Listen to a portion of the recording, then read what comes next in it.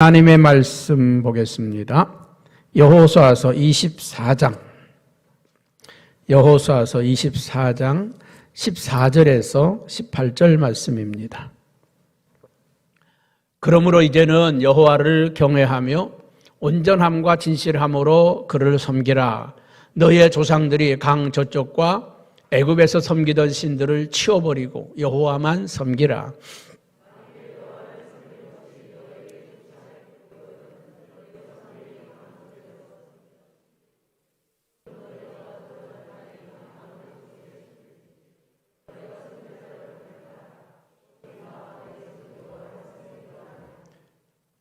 백성이 대답하여 이르되 우리가 결단코 여호와를 버리고 다른 신들을 섬기기를 하지 아니하오리니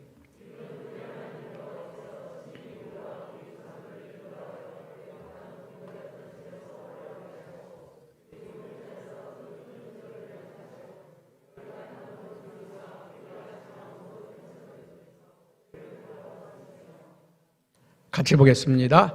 여호와께서 또 모든 백성들과 이 땅에 거주하던 아모리 족속을 우리 앞에서 쫓아내셨습니다. 그러므로 우리도 여호와를 섬기리니 그는 우리 하나님이심이니이다 하니라. 아멘. 우리 요즘 가끔 위기라고 하는 말을 많이 듣습니다. 2020년은 정말 위기였습니다. 어쩌면 역사에 한 획을 긋는 그런 위기였습니다. 정말 앞으로도 이런 일이 있을까 싶을 그런 위기였습니다. 중세에 패스트라고 하는 질병 때문에 이 지구의 3분의 1, 4분의 1이 죽었다 하는 엄청난 비극적인 역사가 있었는데 그에 못지않게 아마 의술이 발달하지 않고 과학이 발달하지 않았으면 어쩌면 엄청난 불행한 역사가 있었을 것입니다. 그러나 과학이 발달되고 의술이 발달되고 의학이 발달됨으로 인해서 빠른 대처를 하고 빠른 예방을 해서 그나마 이만큼 잘 견뎌왔고 이겨낸 줄로 압니다. 우리는 많은 위기들이 있습니다. 여러분 개구리 실험 이야기 혹시 아시나요? 여러분 뜨거운 물에다 개구리 집어넣으면 어떻게 될까요? 튀어나갑니다. 바로 튀어나갑니다. 그런데 미지근한 물에다가 집어넣고요. 밑에서 미지근하게 불을 떼면 어떨까요? 기분이 좋아가지고 그냥 있습니다. 언제까지? 다 삶아질 때까지.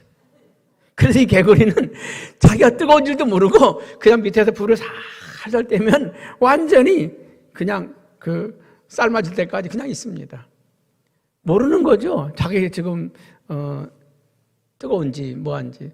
제가 아주 오래전에 신학교 다닐 때 청년부 수련회를 갔는데 재미있는 일이 있었습니다. 애들이 짓궂어가지고요. 부목사님이 그때 이기복 감독님이시 지금 감독님이신데 은퇴를 하셨는데 그분이 청년부 그 담당 목사님으로 오셨는데 청년들이 짓궂게 장난을 쳤는데 그냥 목사님 방에 그전에 그때 밑에다 불을 떼는 그런 기도원 있잖아요. 그 밑에다가 불을 떼기 시작했는데 살살 떼는데 밤새도 불을 떼가지고요. 나중에 이불에서 불이 날 정도로 불이 그냥 그런데도 불구하고 땀을 팍 왜 이렇게 덥지 그러면서 그랬던 일이 있었습니다. 우리가 살살 온도를 높이면 지금 뜨거운 줄도 모르고 개구리처럼 그러니까 우리가 위기 하는데 너무 많이 듣다 보니까 진짜 이게 위기인지 아닌지도 모르고 지나갈 때가 많다는 것이지요. 여러분 위기라고 하는 게요. 질병의 위기만 있겠습니까? 전쟁의 위기도 있지요. 사업의 위기도 있지요. 건강의 위기도 있지요. 가정의 위기도 있습니다. 바이든 대통령이 취임하면서 가장 큰 위협이 뭐라고 그랬습니까? 북핵이라고 그랬습니다. 북한의 핵이 전 세계에 가장 위험한 일이다.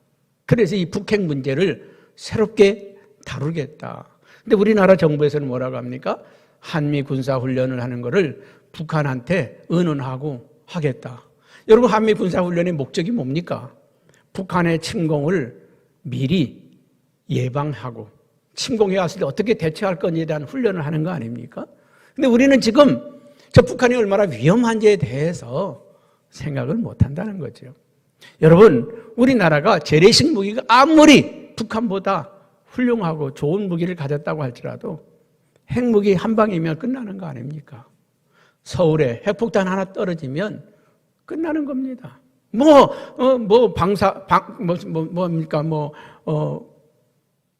포를 쏘고 미사일을 쏘고 이게 문제가 아니에요. 핵폭탄 하나만 떨어지면 끝나는 겁니다. 복구불능입니다.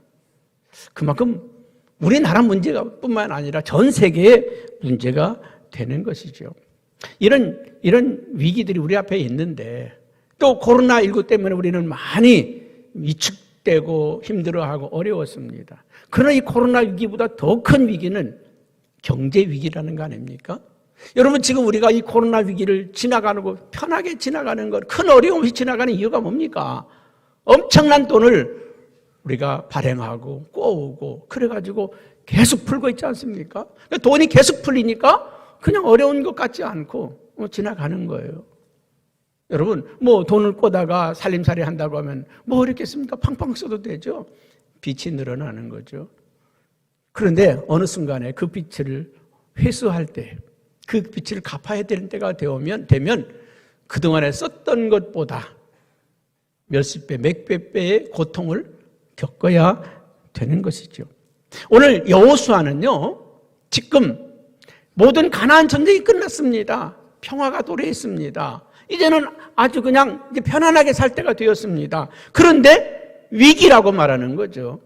왜 여호수아는 위기라고 말하고 있습니까? 23장 1절에 보면 이렇게 말합니다. 여호와께서 주의 모든 원수들로부터 이스라엘을 쉬게 하신 지 오랜 후에 전쟁이 끝나서 이제 평화의 시대가 도래해서 아주 이제 안정되었을 때 여호수아가 나이 많아 늙은지라.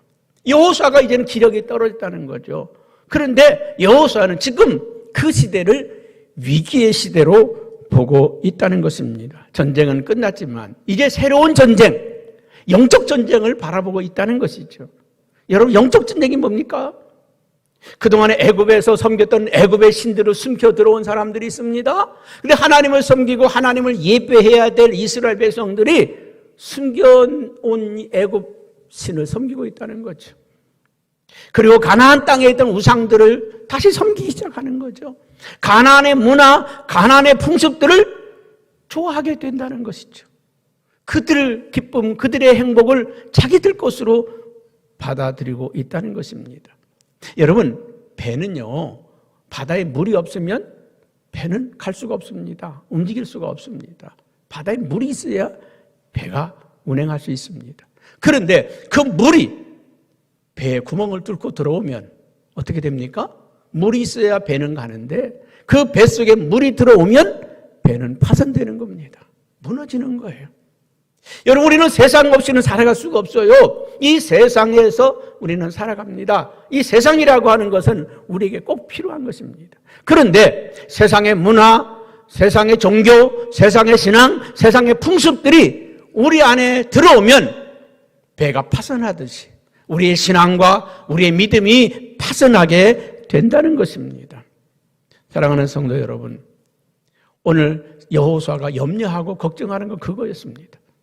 지금 그리고 그동안에 저 가나안과 싸울 때, 전쟁할 때, 그때는 기도하고 하나님께 부르짖고 하나님 도와달라고 하고 하나님 그렇게 했던 그들이 이제 편안하니까 가나안의 우상들을, 가나안의 신들을 섬기고, 바알을 섬기고 아세라를 섬기고 다곤 신을 섬기고 이 가나안에 있는 우상들을 섬기기 시작했다는 것입니다.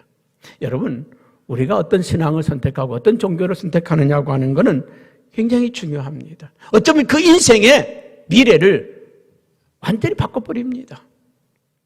인도라고 하는 나라는 불교가 시작된 나라이기도 하지만 자이나교 뿐만 아니라 거기에는요 아주 다신 종교입니다. 모든 게 신이에요. 소도 신이고 거북이도 신이고 뱀도 신이고. 그래서 저희 인도 단기 성교 갔을 때 많은 경험을 했는데 소가 지나가다 길바닥에 딱 앉습니다. 그러면 소가 지나갈 때까지, 일어나서 갈 때까지 차들이 쫙 서 있어. 소가 일어나서 가야 차 가는 거예요. 손님 빨리 가주세요. 어떤 가게에는 들어가니까 소가 들어가서요, 사과 뭐 바나나 이걸 우작우작 먹는데 속이 타는 거예요. 손님 그만 드시고 가시죠.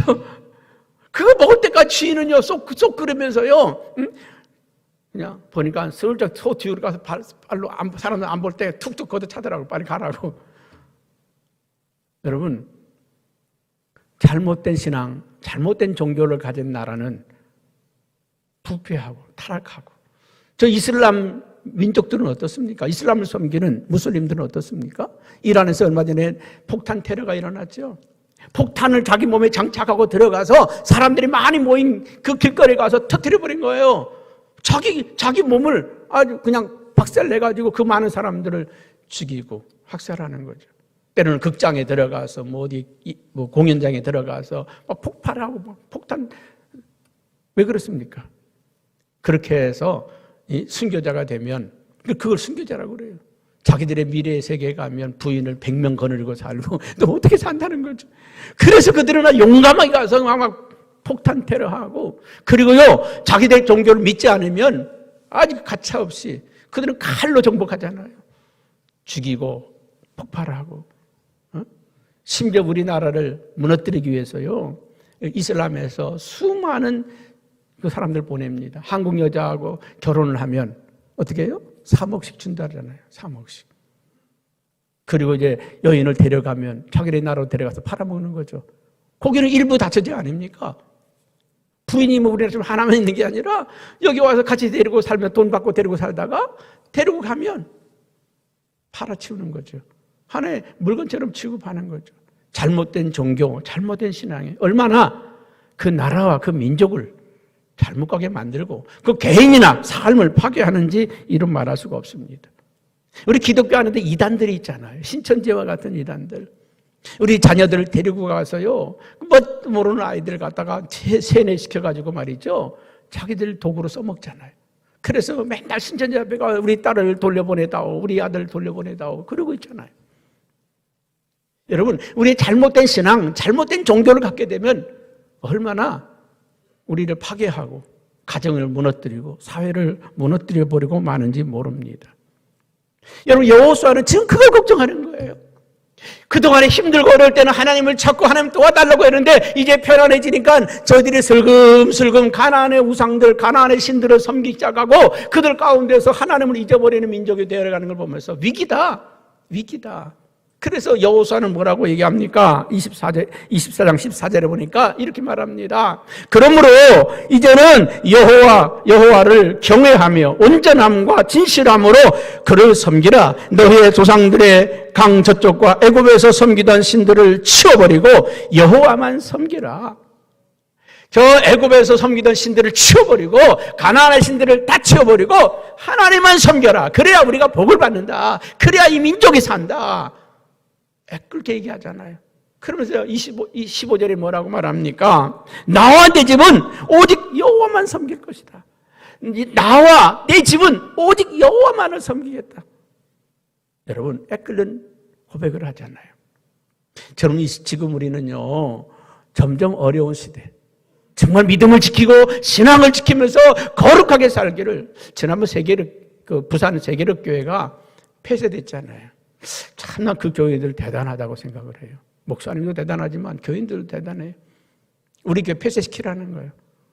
우리의 신앙을 포기하지 않는다고. 다 폐쇄시켜라고. 그래서 그들이 그 추운 겨울에 어디서 예배드렸습니까? 마당에서 꽉 채워가지고 다 괜찮다고. 뭐 우리가 교회 예배당 안에만 들어가서 예배드리냐고.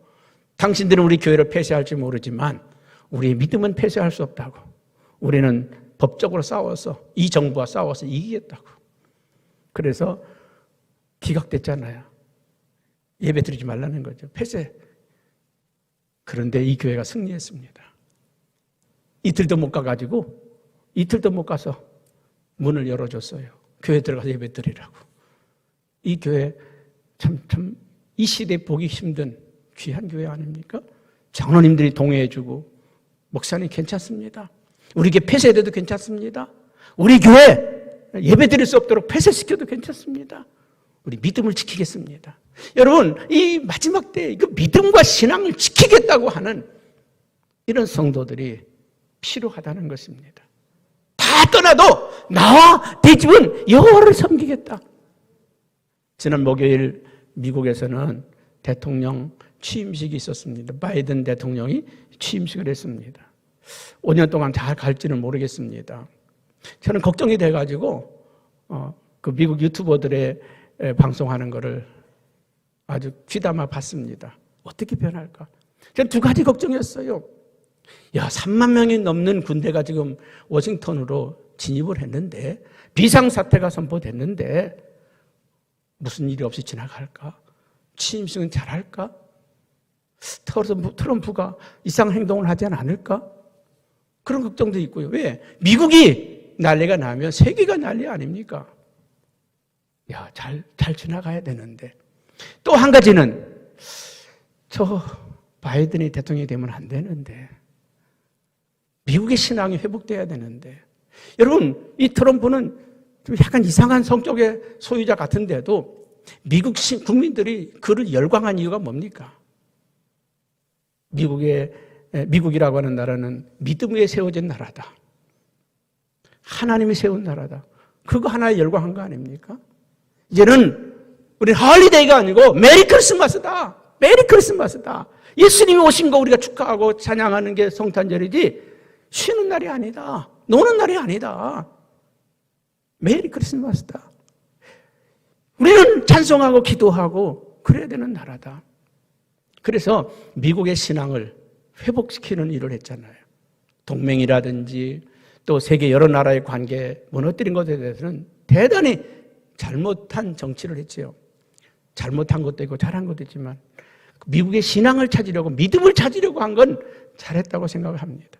여러분 미국이라고 하는 나라뿐만 아니라 전 세계에 일루미니아라고 하는 종교 통합 운동을 하는 이 사람들이 600만 명이나 됩니다. 600만 명이. 우리나라에도 8만 명이 있습니다. 그들은요 권력을 가지고 있고 그들은 돈을 가지고 있고 그들에게는요 아주 머리 좋은 사람들이 다 모여 있습니다. 세계를 경영하겠다는 거예요. 세계 통합 정부를 만들겠다는 겁니다. 그들이 하려고만 마음 먹으면 우리나라 대통령도 마음대로 바꿀 수 있습니다. 세계의 지도자들을 바꿀 수도 있는 그런 힘과 저력과 능력을 가진 집단들입니다. 어떻게 저거를 무너뜨릴까? 어떻게 지금 무너져야 되는데 여러분 그게 사람들이 바라보는 적 그리스도 아닙니까? 마지막 때 세계를 지배하고 우리 그리스도인들을 정말 핍박하고 힘들게 할 존재들이란 말이죠. 여러분 그들 뒤에서 하고 있는 일들에 대해서는 강단에서 말을 할 수 없을 정도로 정말 비참한 일들을 하고 있습니다. 그 무서운 세력들이 그 뒤에 있다는 것이죠. 여러분 지난 1월 3일 날 미 하원에서 하원 국회 개원식에서 어떤 목사가 기도를 했는데 웃기지도 않은 기도를 했습니다. 웃기지도 않은 기도를 했어요. 미국이라고 하는 나라가 어떻게 세워진 나라인가? 믿음과 신앙으로 세워진 나라입니다. 그런데 그 나라의 국회에서 목사가 기도를 했는데 웃기지도 않은 기도를 했습니다. 만약에 누가 올라와서 기도하는데 장로님이 올라와서 기도하는데 마지막에 부처님의 이름으로 기도합니다. 그러면 동의할 수 있어요? 그렇게 기도한 겁니다.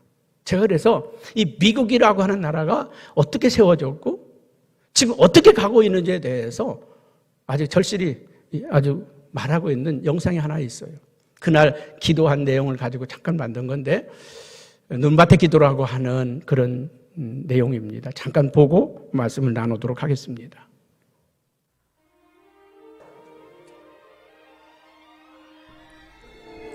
미국의 국보이자 초대 대통령인 조지 워싱턴은 독립전쟁 당시 숱한 일화를 남겼습니다. 그중 하나가 저 유명한 눈밭에서의 기도입니다. 그 배경 이야기는 이렇습니다. 1776년 7월 4일 미 동부의 13개주 대표가 필라델피아에서 열린 대륙회의에서 독립선언문을 채택하긴 했지만 영국과의 전쟁은 계속되고 있었습니다. 이듬해인 1777년 조지 워싱턴의 대륙군은 연전연패를 거듭하면서 필라델피아의 밸리포지 지역으로 후퇴해서 혹독한 겨울을 나게 됩니다. 당시 워싱턴 장군의 군대는 혹한의 날씨, 강한 영국 군대, 그리고 식량 부족이라는 삼중고에 시달리고 있었는데 영국에서 이주해온 이민자들이 대부분이었던 그 지역 주민들의 냉대는 군인들의 사기를 떨어뜨리기에 충분했습니다. 궁지에 몰린 워싱턴 장군은 종종 홀로 백마를 타고 깊은 숲속으로 들어가 말에서 내려 무릎을 꿇고 묵묵히 기도하곤 했습니다. 어떤 날은 자신과 자신이 타고 온 백마 위에 눈송이가 제법 쌓여가는데도 시간 가는 줄 모르고 눈물을 흘리며 간절히 기도했다고 합니다. 그러던 어느 날 인근에 살던 방앗간 주인이 지나가다 이 모습을 보고 크게 감명을 받았습니다. 집으로 돌아와서 아내와 주변 사람들에게 자신이 본 것을 말해줬더니 다른 사람들도 같은 모습을 봤다고 하는 것이었습니다.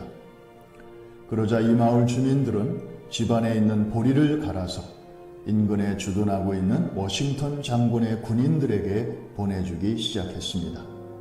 뿐만 아니라 워싱턴의 군대가 밸리포지를 떠날 때에는 많은 농부가 워싱턴 장군의 군대에 자원 입대해서 독립전쟁에 참전했다고 합니다. 조지 워싱턴이 이끄는 대륙군은 비록 열세였지만 밸리포지 계곡에서 전열을 가다듬고 마침내 독립을 완수하게 됩니다. 그 숨겨진 비결은 지도자의 눈밭의 기도였습니다. 그런가 하면 이와 대조적인 미국의 모습도 있습니다. 지난 1월 3일 미 연방 하원 개원식에서 개회 기도를 맡은 전직 목사는 기도의 끝부분을 전대미문의 방식으로 마무리하여 큰 충격을 주었습니다. 그는 예수님의 이름으로 기도합니다 라고 해야 할 대목에서 우리는 유일하신 브라마의 이름으로 그리고 여러 종교들에 의해 다양한 이름으로 불려지는 신의 이름으로 기도합니다 라고 해서 종교다원주의에 깊이 빠져있는 미국의 주류 기독교의 한 단면을 여실히 보여주었습니다. 그리고 아멘이라고 해야 할 대목에서는 Amen and a woman 이라고 기도를 마쳤습니다. Amen and a woman. 본래 아멘은 그렇게 될 줄 믿습니다를 의미하는 히브리어로서 성별과는 아무 상관이 없는 단어인데 아멘에 남성을 지칭하는 man이 들어갔다는 이유로 성평등을 고려하여 우먼을 이어서 붙인 것입니다. 전에 37년 동안이나 주류 교단에서 목회를 했다는 분의 입에서 이런 기도가 버젓이 나오다니 기가 찰 노릇입니다. 그것도 미국 사회가 극도로 양극화되어 의회와 정치 지도자들의 역할이 그 어느 때보다도 막중한 시기에 말입니다. 오래전 밸리포지 눈밭에서 드려졌던 조지 워싱턴의 절박한 기도와 그로부터 약 250년이 지난 오늘의 미 하원에서의 한 지도자의 경박한 기도가 오버랩이 되면서 미국을 위한 안타까운 마음을 금할 길이 없습니다. 그러나 회복의 길은 있습니다. 그리고 그 길은 언제나 열려 있습니다. 내 이름으로 일컫는 내 백성이 그들의 악한 길에서 떠나 스스로 낮추고 기도하여 내 얼굴을 찾으면 내가 하늘에서 듣고 그들의 죄를 사하고 그들의 땅을 고칠지라. 그러므로 이스라엘의 하나님 나 여호와가 말하노라. 내가 전에 내 집과 내 조상의 집이 내 앞에 영원히 행하리라 하였으나 이제 나 여호와가 말하노니 결단코 그렇게 하지 아니하리라. 나를 존중히 여기는 자를 내가 존중히 여기고 나를 멸시하는 자를 내가 경멸하리라.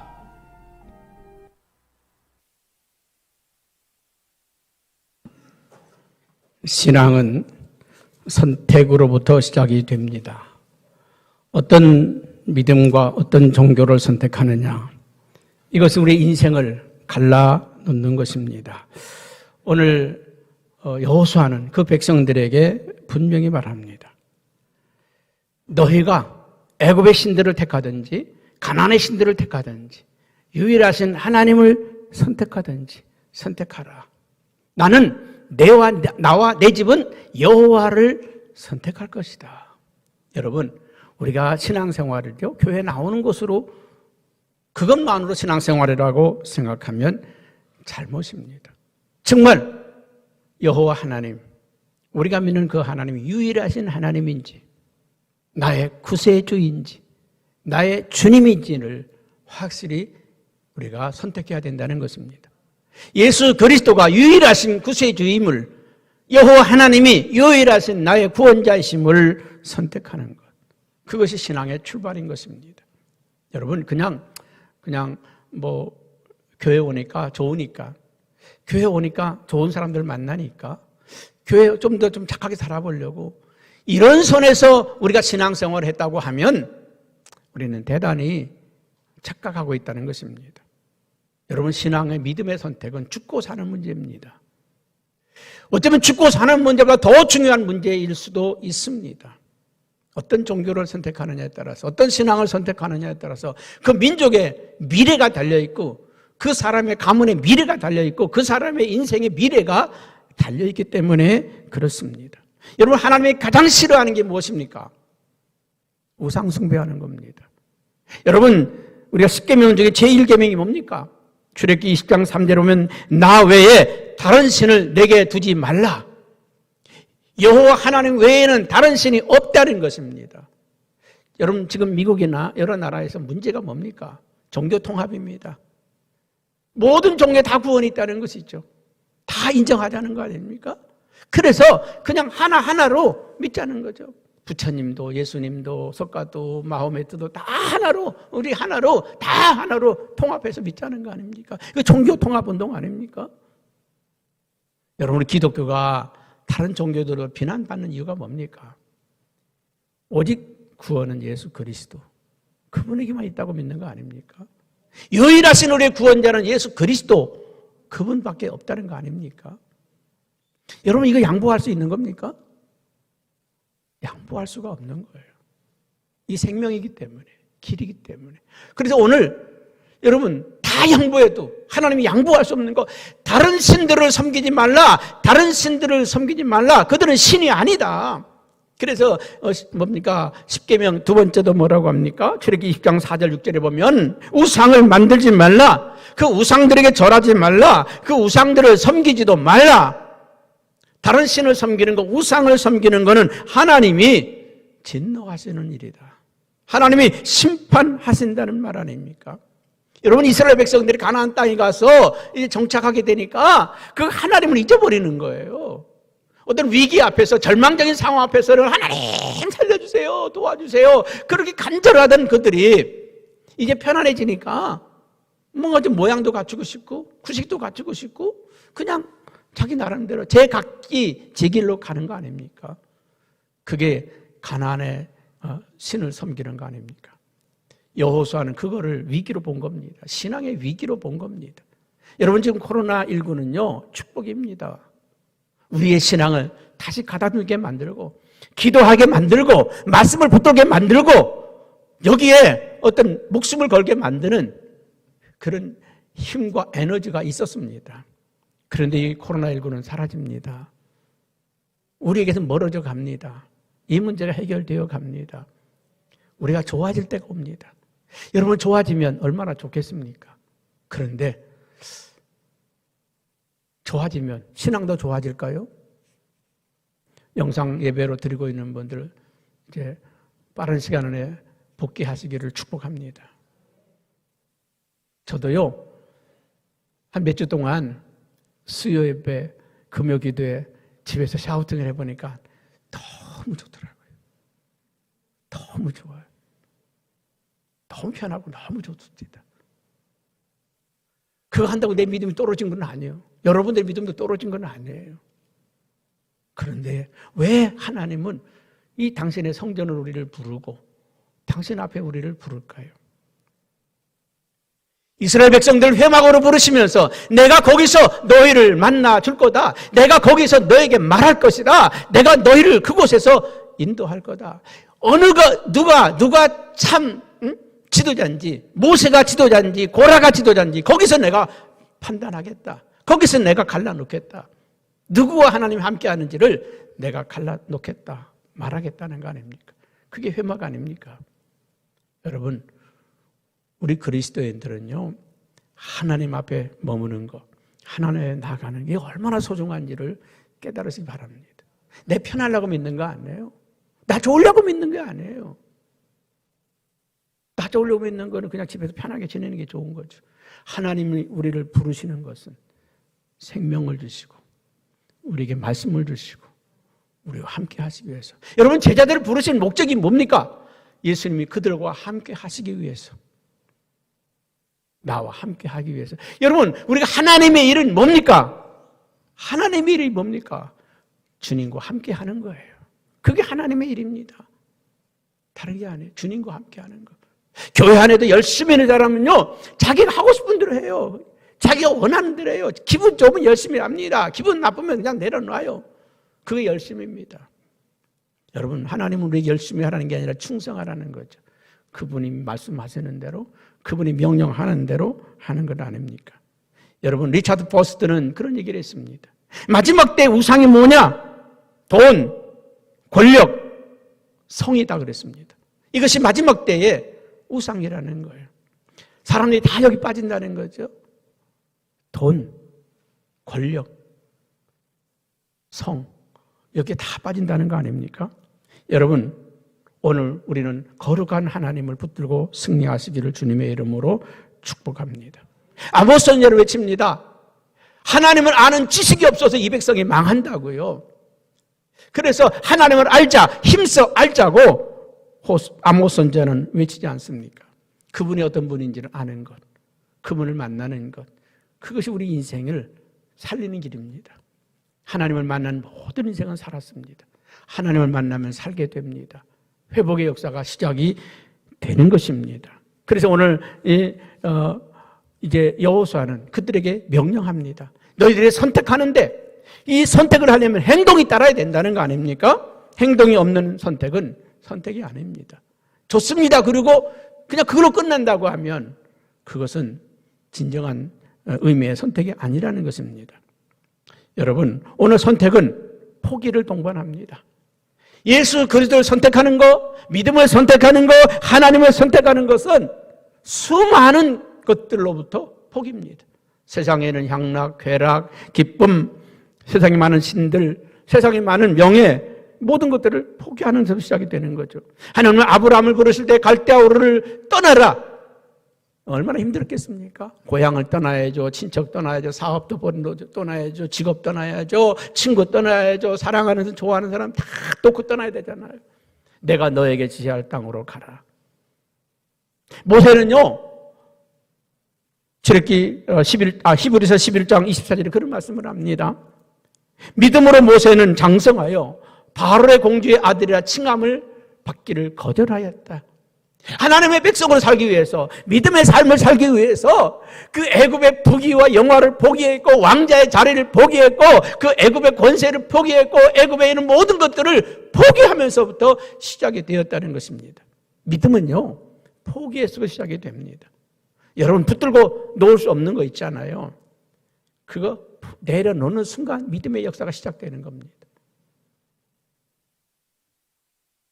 돈이 될 수도 있고, 명예가 될 수도 있고, 때로는 권력이 될 수도 있고, 사업이 될 수도 있고, 집이 될 수도 있고, 여러분 좋아하는 오락, 취미, 그거 내려놓는 순간, 여러분 모세가 손에 들었던 지팡이를 하나님 뭐라 그럽니까? 내려놓으라. 목자에게는요, 이 지팡이가 생명과 같은 겁니다. 내려놔라. 내려놓고 보니까 뭡니까? 뱀이었어요. 뱀이었습니다. 여러분이 그렇게 붙잡고 있는 거 내려놓는 순간 쳐다보면 내가 저걸 붙잡고 있었어. 내가 저걸 붙잡고 있었어. 여러분, 포기하는 순간 새로운 역사가 시작됩니다. 하나님 다시 집으라고 그래. 다시 집어라. 그 뱀을 딱 짚는 순간 뭐가 됐어요? 지팡이가 되었습니다. 하나님이 함께하는 능력이 지팡이가 되었어요. 이제까지의 지팡이는 양이나 소나 몰고 다니는 지팡이였지만은 하나님께서 다시 집으라고 했을 때는 그 지팡이로 바로를 징치했습니다. 그 지팡이로 홍해를 갈라냈습니다. 그 지팡이로 반석을 깨뜨렸습니다. 그 지팡이로 40년 동안 이스라엘 백성을 이끌 수 있는 능력의 지팡이가 되었다는 거예요. 여러분, 내가 쥐고 있는 돈, 집, 재산, 사업, 직장, 이 모든 것들 어떻게 보면 뱀인지 모릅니다. 그것 때문에 내 가정이 파산될 수 있고, 그것 때문에 자녀들이 잘못 갈 수 있고, 그것 때문에 내 인생이 꺾어가질 수도 있어요. 내버리는 순간 그렇다고 버려지는 거 아니에요. 다시 집어라. 하나님이 새롭게 하시겠다는 거 아닙니까? 하나님을 나의 아버지라고 믿고 주님이라고 고백하며 붙드는 순간 그것을 통해서 할렐루야, 세상을 이기고 가정을 세우고 자녀들을 세우고 하나님의 역사를 이루는 그런 기업이 되고 그런 사업이 되고 그런 자녀가 되고, 여러분 손 안에서 그냥 애지중지하는 그 자식들 어쩌면 나중에 여러분을 때리고 여러분을 폭행하는 자식이 될 수도 있어요. 그런데 믿음으로 키워놓으면 이 자녀들이 세상을 바꿀 수 있고요, 역사를 바꿀 수 있는 위대한 하나님의 사람들이 될 수 있잖아요. 여러분, 오늘 믿음은 이 모세가 애굽의 공주의 아들로 그냥 있었다고 하면 왕자로 한평생 편하게 살았을 거예요. 부귀영화를 누렸을 거예요. 그러나 그것을 포기하고 이스라엘 백성들과 함께 고난의 길을 선택했을 때, 그 길을 갔을 때 역사의 위대한 영도자, 위대한 모세가 되었지 않습니까? 오늘 바라기는 오늘 이 여호수아는 그 백성들에게 명령하는 거예요. 선택하라. 여호와 하나님을 너의 주님으로 섬길 것인지, 아니면 니들이 좋아하는 애굽의 신들을, 이 가나안의 신들을 선택할 것인지 정하라. 우리는 여호와 하나님을 선택하는. 그래서 여호수아는 뭐라고 합니까? 15절에 보니까 오직 나와 내 집은 여호와를 섬기겠노라. 이 말이 뭡니까? 당신을 다 떠나도 나는 하나님을 섬기겠다는 거예요. 우리 가정은 하나님을 섬기겠다. 우리 가족만이라도 하나님을 섬기겠다는 거 아닙니까? 이 섬긴다고 하는 의미 속에는요, 하나님을 예배하겠다는 것입니다. 하나님을 예배하겠다. 나와 내 집은 하나님을 예배하겠다. 여러분이 가정이 회복되기를 축복합니다. 여러분이 하나님을 섬기는 교회에 와서 섬기는 게 아니라 가정에서 섬기는 거예요. 가정에서 섬기는 겁니다. 하나님은 교회를 안 만들었어요. 가정을 만들었습니다. 왜 교회를 세웠습니까? 무너진 가정을 회복시키려고 교회를 만들었어요. 하나님은 아담과 하와의 가정을 만들었습니다. 하나님은 그 가정에서 말씀하셨고 그 가정에서 역사했습니다. 그래서 그들은 이스라엘의 역사를 보면요, 가정의 예배입니다. 아브라함의 그 가정 식구들이 하나님께 예배했고, 야곱의 가족들이 하나님께 예배했고, 그 가족들이 하나님께 예배했어요. 나는 이 코로나19를 지나가면서 우리의 가정들이 회복되기를 바랍니다. 예배하는 가정, 정말 하나님의 말씀에 순종하는 가정, 이 가정들이 되어졌으면 좋겠습니다. 여러분, 초대교회는요, 교회에서 시작된 게 아니에요. 가정에서 시작되었습니다. 가정에서 예배하고, 가정에서, 고넬료의 가정에서, 마가의 다락방 가정에서, 그 가정에서 교회가 시작되었고, 가정을 통해서 교회가 만들어졌습니다. 믿음의 가정들이 모여서 아름다운 교회가 되는 거예요. 여러분, 한 가정, 나는 이 코로나19 이제 금방 지나갈 텐데, 정말 믿음의 가정대로 우리 교회 우뚝우뚝 세워졌으면 좋겠습니다. 난 이 사우팅을 통해서 여러분들이 세워져 가는 모습을 봅니다. 야, 저 사람의 믿음이 세워져 가는구나. 저 사람의 신앙이 세워져 가는구나. 그것을 보게 되는 것입니다. 여러분, 미국이라고 하는 사회가요, 250년 동안 이 세계를 지배하고 세계를 이끌어갈 수 있는 그 힘이 어디서 있었을까요? 17세기의 청교도들은요, 자기들의 결의문을 만들었습니다. 그래서 250여 년 동안 그들은 그 결의문을 읽으면서 그 가정을 지켰습니다. 이런 내용입니다.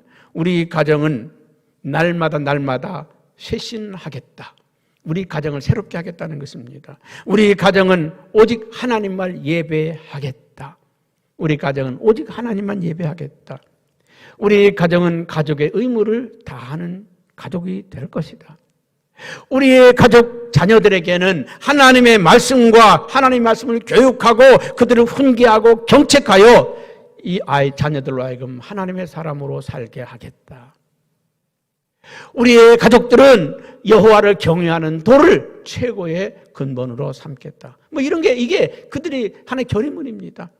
여러분 오늘 이 예배를 통해서요, 여러분이 그런 결정을 했으면 좋겠어요. 우리 가정은 오직 하나님만을 섬기겠다. 우리 자녀들은 하나님을 바로 섬기도록 가르치고 지도하겠다. 여러분 이 여호수아가 그렇게 간절히 말하고 또 그 백성들이요, 아멘, 우리도 그렇게 하겠습니다. 우리도 하나님을 섬기겠습니다. 그랬는데 바로 이어진 시대가 뭡니까? 사사시대 아닙니까? 사사시대라고 하는 말의 특징이 뭡니까? 지멋대로 사는 사회입니다. 지가 살고 싶은 사대로 자기 생각대로 자기 고집대로 사는 사회가 사사시대입니다. 여러분 사사시대는요, 이스라엘의 가장 불행했던 역사 가운데 하나입니다. 하나님 없이 살았던 시대, 하나님 외면하고 살았던 시대. 그래서 하나님은 사사를 보내서 그들을 구원하면 또 그 사사가 죽고 나면 또 엉망진창되고 그거 아닙니까? 여러분 이스라엘의 불행한 역사가 광야 40년의 역사요, 사사시대의 역사였습니다. 오늘 청교도들이 그 다짐을 했던 것처럼 우리는요, 이 새로운 엄청난 세상의 물결이 우리에게 다가오고 있습니다. 향락의 문화가 또 우리를 무너뜨리려고 하고는 앞으로의 신앙이요, 옛날처럼 목숨 걸고 주의를 성수하고 목숨 걸고 신앙생활하는 그런 시대가 끝나가고 있어요. 끝나가고 있습니다. 어떤 마지막 경점에 다다르고 있습니다. 그러나 우리 성령교회 성도들은 우리 믿음을 위해 생명을 내놓을 수 있는 그런 성도들이 일어났으면 좋겠습니다. 나와 내 집은 오직 하나님만 섬기겠다. 다니엘 같은 믿음, 사드락과 메사가 아벨과 같은 믿음, 내 모든 걸 잃어도 나는 하나님을 섬기겠다고 믿음의 길을 뚜벅뚜벅 걸어가는 여호수아 같은 결단이 우리에게 있기를 주님의 이름으로 축복합니다. 1900년대에 미국의 유명한 가수가 있었습니다. 셰아라고 하는 가수입니다. 그는 어렸을 때 얼마나 신앙생활을 잘했는지 모릅니다. 기도하고 말씀 보고 봉사하고 헌신하는 삶을 살았습니다. 그 하나님 그를 축복해서 미국의 최고의 가수가 되게 했습니다. 어느 날 시간이 있어서 성경을 보다가 문득 어렸을 때의 모습을 기억해냈습니다. 그 어렸을 때 그 성경을 읽으면서 암송하면서 즐거워했던 시대, 그리고 교회 가서 봉사하며 전도하며 구제했던 그 아름다운 모습들을 지켜봤습니다. 그리고 자기의 현재의 모습을 돌아봤습니다. 내가 옛날에 이렇게 살지 않았는데 인기에 명예에 돈에 미쳐서 하나님을 잃어버린 자신을 발견하게 됩니다. 그리고 무릎을 꿇고 눈물을 흘리며 하나님께 기도합니다. 하나님, 저를 용서해 주십시오. 저를 이렇게 만드신 하나님을 제가 잊어버렸습니다. 다시 돌아가기를 원합니다. 옛 모습으로 돌아가기를 원합니다. 그리고는 그 다음날 한 방송국으로부터 전화를 받았습니다. 이번에 출연하는 그 프로그램은 출연료를 더블로 드립니다. 꼭 출연했으면 좋겠습니다. 그는 그 말에 저는 이제 출연하지 않을 것입니다. 저는 오직 하나님만을 찬양할 것입니다. 그래서 그가 처음에 만들었던 그 곡이 우리가 아까 불렀던 94장 주 예수보다 더 귀한 것은 없네.